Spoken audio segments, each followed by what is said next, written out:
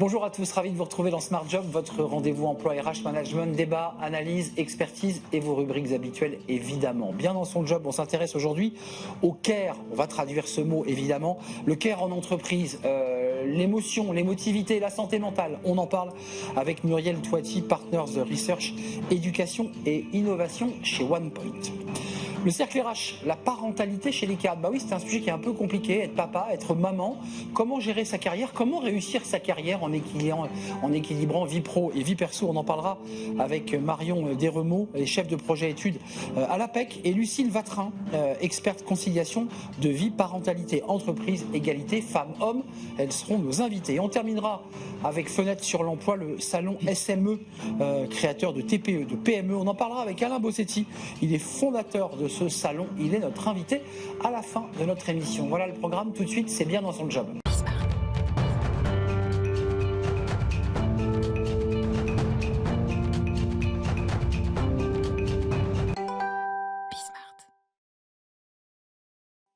Bien dans son job pour parler aujourd'hui du care en entreprise. Le care, qu'est-ce que c'est? On va en parler tout de suite avec Muriel Toiti. Bonjour Muriel. Bonjour Arnaud. Ravi de vous accueillir. Partner Research, Éducation et Innovation chez OnePoint. Avec un événement, ce sera le 14 octobre 2025. C'est la 4e édition justement de cet événement annuel de l'Institut. Autour d'une thématique alors qui est moins technologique que celle de l'an passé, qui est tournée vers l'humain, vers l'être. On parle du care, prendre soin, et vous allez même plus loin. Vous parlez de la santé holistique, de la santé mentale des collaborateurs. C'est de ça dont il sera question. C'est exactement de ça, cher Arnaud. Donc le 14 octobre prochain, la 4e édition de l'événement annuel de l'Institut. Pour rappel, l'Institut est l'entité transverse du groupe qui structure et centralise nos activités de recherche et de développement. Vous l'avez dit, la santé holistique, autour du bien-être, autour de la santé digitale. Nous allons parler d'abord le patient. Je rappelle que l'art du care, c'est prendre soin de soi, de l'autre et de son environnement. De soi, autrement dit, comment le patient devient le protagoniste, l'acteur, le partenaire de sa santé, prend en main sa santé pour être finalement extrêmement actif dans ses décisions. La digitalisation comme catalyseur de transformation, on le voit avec l'IA générative et les nombreux chatbots médicaux et applications diverses et variées. Enfin, sur l'environnement, l'écologie, qui est les deux éléments d'une même pièce du bien-être. La santé mentale, absolument, fait partie intégrante de cet événement. Quand même des sujets que vous abordez qui sont des sujets un peu je dirais, complexes, puisqu'il y a beaucoup d'entreprises qui marchent sur la pointe des pieds quand on parle de santé mentale. Là, vous allez jusqu'à proposer des consultations médicales, c'est-à-dire qu'il y a non seulement le diagnostic, il y a déterminer ce qui se passe, d'ailleurs l'expliquer, et puis quand même vous dites on peut et on doit aller jusqu'à la consultation médicale, c'est-à-dire qu'on prend en charge quelqu'un qui aurait des troubles psychiques, psychologiques. C'est bien de ça dont il est question. Absolument. Notre trésor, c'est notre matière humaine. Donc nous avons à cœur, à raison, parce que nous sommes aussi une entreprise régénérative qui accompagne le vivant étant nos collaborateurs et nos équipes, on les accompagne de bout en bout. Finalement, exactement comme nos clients. Et quand je dis de bout en bout, ça va être de la prévention jusqu'aux soins, jusqu'à l'acculturation, mais surtout aussi de faire que le collaborateur soit l'entreprenant de sa santé. Alors, un autre sujet, Muriel Toiti, qui est intéressant, et vous allez là aussi plus loin sur la santé des femmes, avec des sujets d'endométriose, avec des sujets très pointus, qui sont souvent un peu des sujets tabous. Là aussi, là, vous prenez, vous avancez, vous êtes très innovant sur ce sujet. Oui, alors OnePoint, de toute façon, a toujours été en prospective, en anticipation de ce que sera aujourd'hui et demain. Donc ça fait partie effectivement de l'ADN de la maison. On ose faire des choses que d'autres peut-être n'osent pas faire. On parlait précédemment d'avoir un médecin urgentiste chez nous à la maison, si j'ose dire, qui accompagne sans avance de frais nos collaborateurs. Je ne connais pas d'autres maisons qui le fassent. Vous parlez de santé féminine. En effet, nous avons décidé pour nos collaboratrices, je rappelle au passage que nous avons 38% de femmes chez OnePoint, ce qui n'est pas un chiffre anodin, et pour cette population féminine, nos collaboratrices peuvent avoir accès à une application digitale, MySLife, pour la nommer, que vous pourrez d'ailleurs retrouver le 14 octobre prochain. Et cette application donne des conférences, des masterclass, des séances d'acculturation sur la ménopause, sur l'endométriose. En fait, nous accompagnons nos collaborateurs et nos collaboratrices dans toutes les tranches de leur vie professionnelle pour créer cet équilibre harmonieux avec leur vie personnelle. l'objectif de cet événement du 14 octobre, si j'ai bien compris la philosophie OnePoint, c'est aussi, je dirais, de prophétiser, de pouvoir faire de l'éducation, de pouvoir en parler plus largement. C'est ça le sujet? Complètement, on le sait, faire des citoyens engagés passe par de l'éducation, faire des collaborateurs engagés dans l'entreprise, mais d'abord pour eux-mêmes, passe par de l'éducation. C'est ce qu'on appelle chez nous le collaborateur entreprenant. Comment je deviens finalement, je le disais en début d'émission, le protagoniste de mon récit. Et donc, je prends en main, dans le cas du secteur de la santé, ma santé en toute connaissance de cause. Donc, c'est-à-dire faire de OnePoint, quoi. Vous parlez d'un institut, mais une forme de laboratoire très innovant sur tous ces sujets pour peut-être pour essaimer et pour le proposer à ses clients. J'imagine qu'il y a cette idée-là. Absolument. Quand on voit et on constate que 90% aujourd'hui des jeunes actifs pensent que effectivement les entreprises doivent les accompagner dans leur santé mentale. Quand on voit qu'on a 63% qui privilégient à leur carrière leur bien-être en entreprise, et quand on voit que 20% de cette population quitte l'entreprise parce qu'elle préfère privilégier son équilibre, nous, on a ce devoir, cette responsabilité, cet engagement de les accompagner. Oui, OnePoint est un laboratoire expérimental, un phare éclairant, comme j'aime souvent le dire, qui est là en prospective et en anticipation et qui n'essaye surtout pas de gérer le carpe diem de l'immédiateté, mais être en avance de son temps, à la pointe du progrès, pour pouvoir dessiner un présent et un futur désirable. En tout cas, c'est une bonne initiative, une belle initiative. Ce sera le 14 octobre. Ça sera chez OnePoint. C'est l'institut qui l'organise, OnePoint, qui est à Paris, avec des experts, avec ceux qui vous éclaireront, puisqu'on va filer la métaphore du phare jusqu'au bout. Merci Muriel Toiti d'être venue nous rendre visite. Partner Research, Éducation, Innovation chez OnePoint. N'oubliez pas cette date, notez-la sur le calendrier. Le 14 octobre prochain, c'est toute la journée. C'est à partir de 13h30, 13h. Clôture 20h avec un grand cocktail. Donc c'est quand même une grande journée de réflexion et de débat autour de ces sujets. Merci de nous avoir rendu visite, Muriel Toiti. On s'intéresse à un sujet d'ailleurs qui doit intéresser aussi OnePoint, qui est la question de la parentalité, c'est-à-dire le fait d'avoir un enfant, que l'on soit papa ou maman. Comment ça impacte une carrière? Comment c'est parfois compliqué de gérer les deux, vie pro, vie perso? On en parle avec mes invités. C'est le Cercle RH, le débat de Smart Job.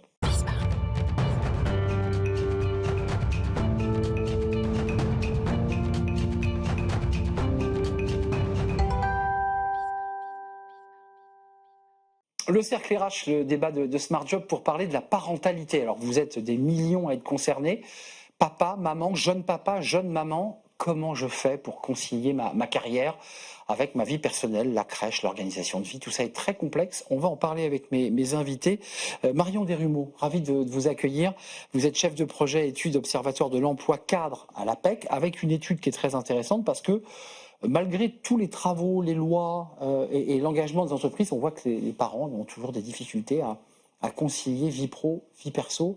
On va commencer commenter vos chiffres dans quelques instants. Et puis avec nous, Lucille Watrin. Bonjour Lucille. Vous êtes experte conciliation des vies, parentalité en entreprise, égalité femmes-hommes avec la fresque sexisme. Et je le dis quand même, et c'est assez intéressant dans les parcours de vie, c'est que vous avez fait de belles écoles, de belles études, vous êtes rentré dans des belles entreprises. Et puis, bam, j'ai eu un enfant.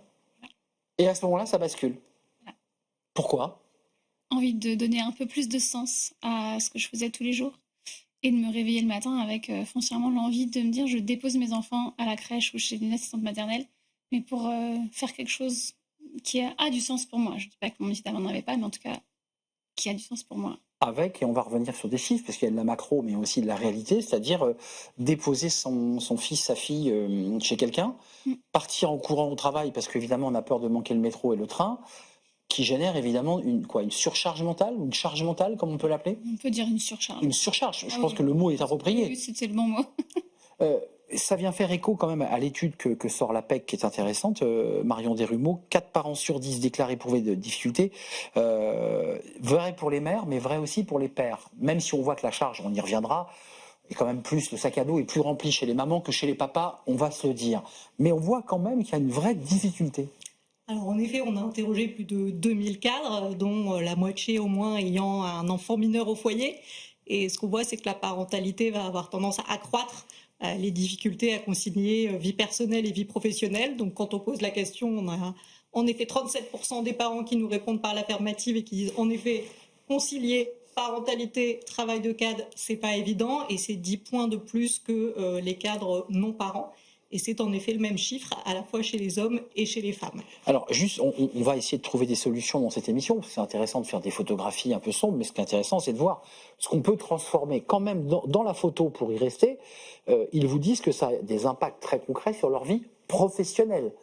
Je quitte plutôt les réunions, je suis obligé parfois de faire des choix qui sont parfois des choix préjudiciables sur la réussite d'une carrière, on est bien d'accord? Alors tout à fait. En effet, ils vont nous dire manquer des réunions ou devoir partir plus tôt, ce qui est jamais vraiment évident. On est un peu embêté. On va rater des pots, des after-work, tous ces éléments informels. On va devoir renoncer parfois à certains projets très exigeants ou à certaines formations.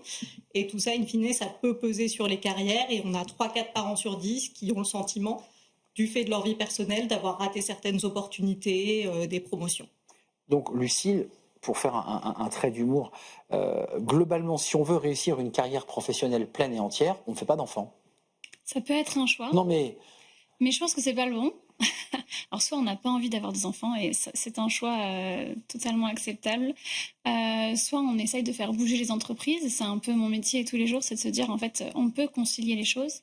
Il y a le modèle d'avoir des nounous et des filles au père et c'en est un. Et puis il y a le modèle de dire j'ai besoin du temps pour m'épanouir pleinement dans mon rôle.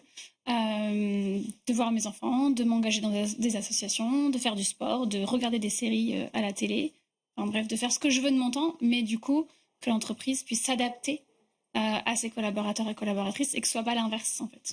donc, et là, il y a des dirigeants qui disent mais non, ça marche pas. Ils nous regardent là, ils disent mais c'est pas à l'entreprise de s'adapter au rythme de vie, c'est aux salariés de s'adapter puisqu'elles ont signé un contrat, elles ont signé un contrat de travail auquel cas elles s'y plient. Enfin, vous voyez ce que je veux dire? Oui, je vois bien Ça, vous devez avoir ce genre de réponse de dirigeants.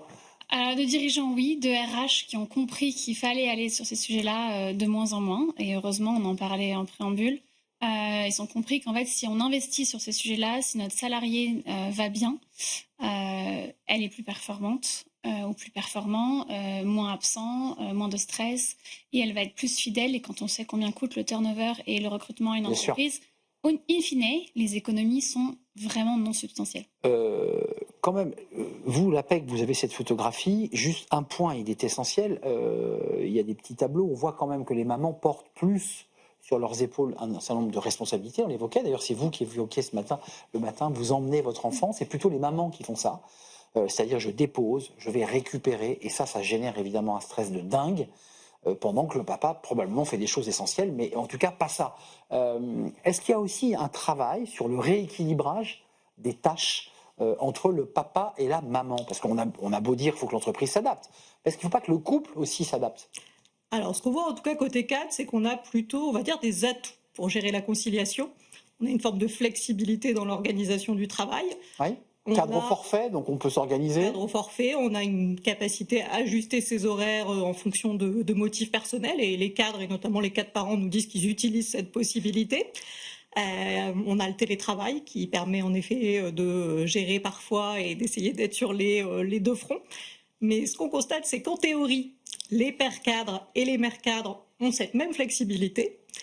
Mais dans les faits, c'est beaucoup plus les mères qui vont l'utiliser. Et c'est beaucoup plus les mères qui vont avoir en effet cette double journée, qui vont aller plus souvent déposer et récupérer les enfants. Donc ça évolue lentement à l'école. Elles prennent plus en charge encore la majorité des tâches domestiques. On a un chiffre intéressant dans l'enquête. On leur a demandé, quand vous avez un enfant malade, comment ça se passe dans la majorité des cas. Donc on leur c'est la maman qui le garde. C'est la maman, c'est vous, c'est le conjoint ou la conjointe, ou c'est au cas par cas, voire vous avez effectivement une tierce personne quand c'est possible. 50% des mères cadres ont dit c'est moi le plus souvent. Du côté des pères cadres, c'est 18%. Épuisement professionnel, charge mentale, épuisement, ça c'est dans l'étude APEC. Il y a quand même des chiffres qui sont très alarmants parce qu'en fait ça use. Vous avez renversé la table pour vivre votre passion et votre métier de coach.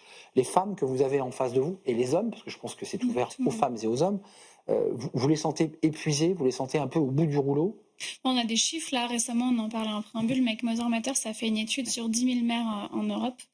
On a plus de 50% des femmes qui souffrent de problèmes de santé mentale. Donc on est vraiment sur un sujet où troubles psychiques, anxiété, dépression postpartum, burn-out. Directement liés au sujet dont on parle là. Oui, on est sur 10 000 mères en Europe. Et les chiffres sont exactement les mêmes en France si on prend que la partie française. Si on doit rentrer dans la partie de notre émission des solutions, on arrête les réunions à 18h. Enfin, c'est des choses que vous posez sur la table. Quand on est convoqué pour un meeting, comme on dit, à 18h, et qu'on sait qu'à 18h, on sera à la crèche, enfin, il se passe quelque chose dans le corps, là, quand même, ou dans le cerveau. Mais ça, c'est des choses qu'on met en place en entreprise. C'est dire pas de réunion avant 9h30, pas de réunion après 18h. Ça n'empêche pas de faire son travail le reste de la journée, parce qu'il faut savoir qu'un parent acquiert des compétences de dingue, et donc multitâche, beaucoup plus rapide, on apprend à être focus, on apprend à aller plus vite. Donc forcément, on y gagne aussi à devenir parent. Donc vous dites que quelqu'un qui devient parent est plus productif dans une entreprise, c'est ce que vous dites? Je pense que ça joue sur la productivité et sur le fait qu'on a moins de temps pour faire les choses parce qu'on est contraint par les horaires de crèche ou de l'assistante maternelle. Donc il faut être efficace. Et du coup, on n'a pas le choix en fait. Ouais, on passe moins de temps à la cafette, on perd moins de temps aux discussions informelles et on va à l'essentiel de son boulot. Exactement. Ce qui ne veut pas dire que les non-parents ne sont pas efficaces, bien au contraire, mais en fait, on n'a pas le choix parce qu'on a, devant notre journée et après notre journée, on a des cuts qui sont obligatoires. Sur cette question-là? Alors justement, je rebondis là-dessus et sur la question précédente de la santé mentale. Ce qu'on voit aussi dans notre enquête, c'est qu'en effet, chez les 4 parents, on va avoir beaucoup plus de travail sous pression, de caractère multitâche, devoir penser à beaucoup de choses en même temps. On a 68% des 4 parents qui disent je dois penser à trop de choses. On en a 45% qui vont nous dire vraiment je travaille assez souvent sous pression parce que j'ai ces contraintes horaires-là et que je dois être partie à telle heure. Et in fine, ça génère effectivement de l'épuisement professionnel, du stress, etc. Donc c'est assez dommageable et ça nécessite en effet que les entreprises se penchent sérieusement sur cette question. Mais pour aller plus loin, pour penser un peu au modèle nordique, est-ce qu'on ne peut pas imaginer le lieu éducatif de 16 enfants intégré à l'entreprise, c'est-à-dire dans l'espace de l'entreprise, qui fasse que pour une maman, et pour un papa aussi d'ailleurs, qu'on ait envie d'aller voir son fils pendant 5 minutes ou 10 minutes parce qu'il est à la crèche à 10 mètres, qui donne une patate de dingue et on revient au travail parce qu'on sait qu'il est bien et qu'on est heureux et que j'ai pas 45 minutes à faire en voiture avec des risques d'accident et d'embouteillage. Vous voyez ce que je veux dire? Oui. Est-ce que ce sujet-là, les entreprises ont envie de s'en emparer ou ça reste encore très loin d'eux? Ça dépend des entreprises. On a des entreprises précurseurs qui mettent des choses en place, Ça existe, hein? Qui vont allonger le congé paternité aussi pour que justement les sexes se rééquilibrent, qui vont mettre plus de flexibilité encore avec plus de jours enfants malades, plus de jours d'absence pour les enfants. Et on parle beaucoup des petits, mais en fait, le sujet de la parentalité, c'est toute la vie. Quand Moi, on jusqu'à 18 ans. confronté à l'adolescence, à Parcoursup, etc., c'est pas simple pour les parents non plus.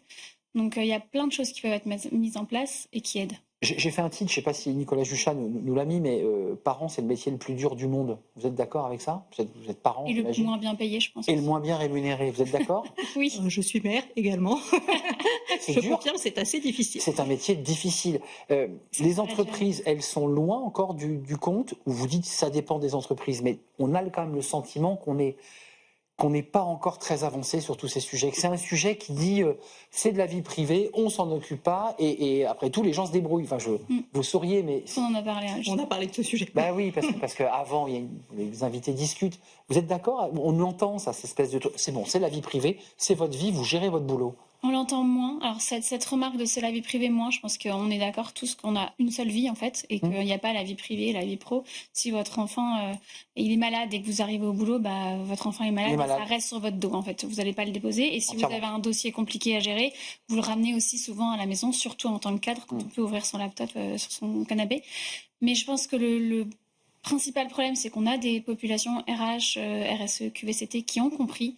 Et qui sont souvent des femmes. Qui sont souvent des femmes et qui ont compris, voire vécu ce qu'on est en train d'évoquer et qui donc sont OK et on n'a pas besoin de les convaincre, hein, clairement, quand on arrive devant eux. Il faut se convaincre. Par contre, aller décrocher un budget derrière, là, c'est plus compliqué. Donc c'est la RH au COMEX, quoi. Oui, voilà. C'est ça. Il faut donner des KPI aux RH pour qu'elles puissent aller défendre et qu'on puisse avancer sur ces sujets. D'ailleurs, en parlant de KPI, il y a vos études, APEC.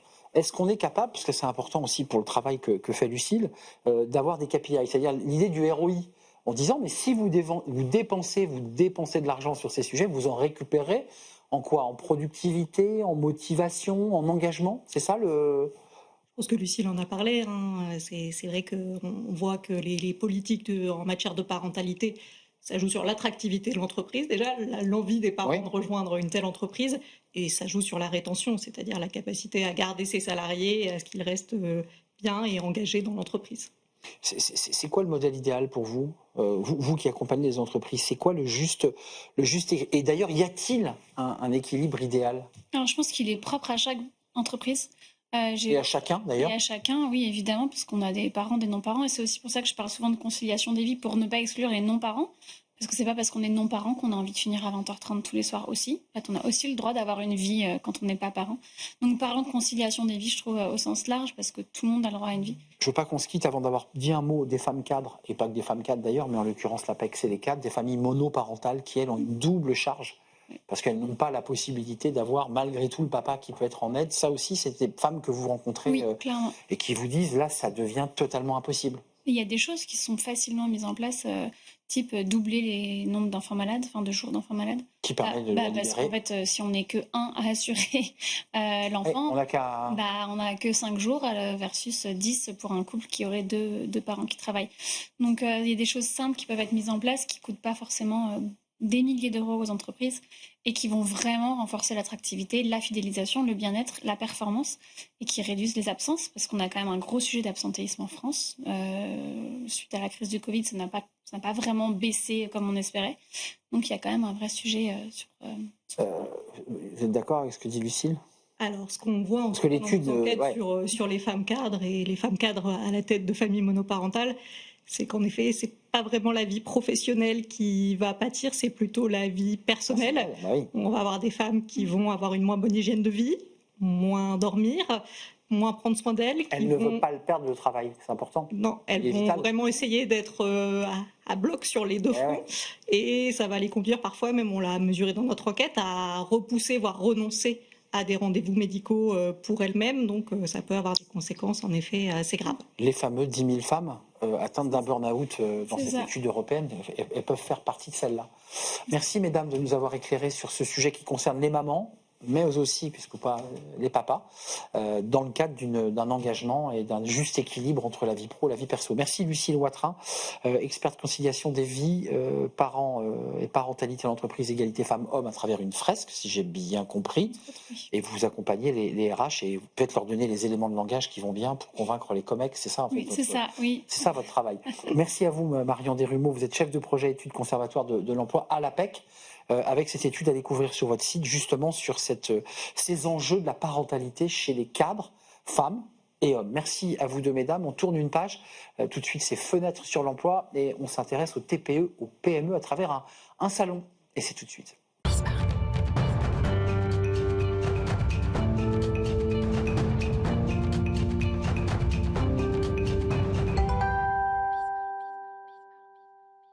Fenêtre sur l'emploi et place aux créateurs d'entreprises TPE, PME. Un salon leur est dédié.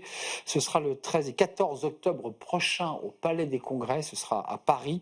2 jours de rencontres, d'échanges, de débats, de réflexions justement sur bien ces créations, ces créateurs et sur la manière dont ils les créent et l'âge. Parce que l'âge est important. On la crée parfois à 20 ans, sa boîte, mais on la crée parfois en reconversion à 50 ans. On en parle avec Alain Bosetti. Bonjour Alain.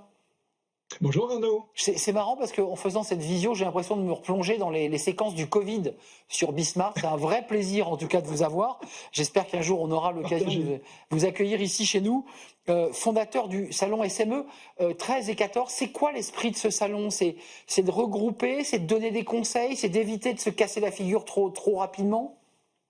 C'est surtout donner des idées pour progresser et pour se développer, et dans un esprit extrêmement pratique. C'est-à-dire qu'on ne manie pas les grandes idées, c'est vraiment comment je fais pour entreprendre, comment je fais pour mieux communiquer, trouver des clients, financer. Donc c'est un salon extrêmement concret avec des problématiques majeures comme par exemple l'intelligence artificielle. Vous avez dû voir Arnaud certainement l'étude de France Num qui montre qu'en 1 an, le nombre de TPE PME qui utilisent l'intelligence artificielle a doublé, on a plus de 25%, et ça c'est extrêmement important. On a un programme de 10 conférences par exemple. Donc il faut donner aux entrepreneurs des idées d'usage. Que peuvent-ils faire avec l'IA par exemple?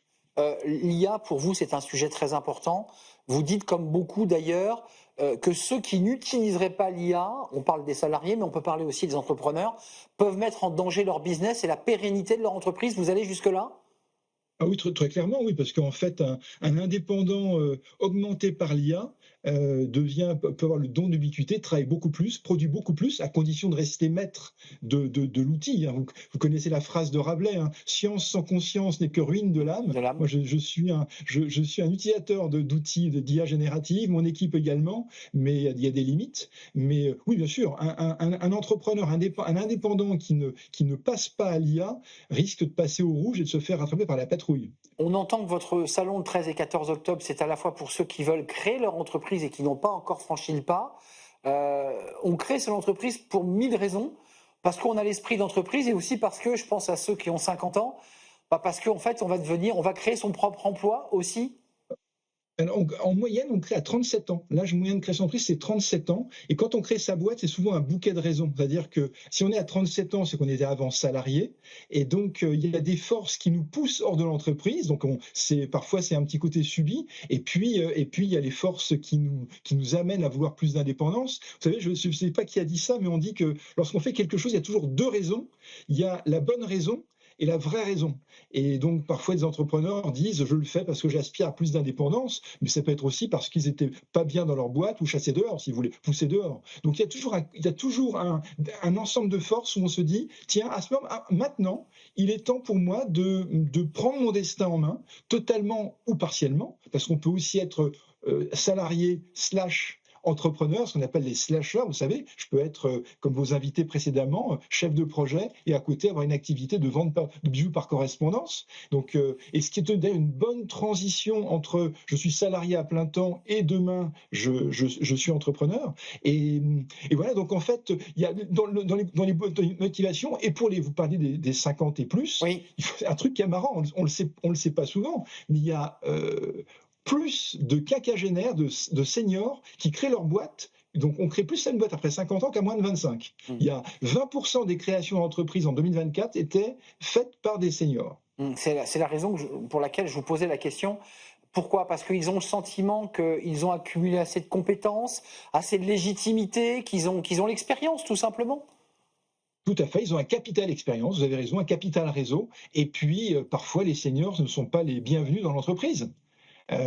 Donc on essaye faut pas se voiler la face. Vous connaissez la courbe le chômage, c'est la courbe en sourire. Quand on compare le taux de chômage et les âges, c'est un sourire, c'est moins de 25, plus de 45-50. Au milieu, on est proche du plein emploi et dans les deux côtés, le chômage augmente. Donc les seniors, ils ont effectivement envie d'avoir plus de leur destin en main, mais également aussi, ils sont poussés hors de l'entreprise.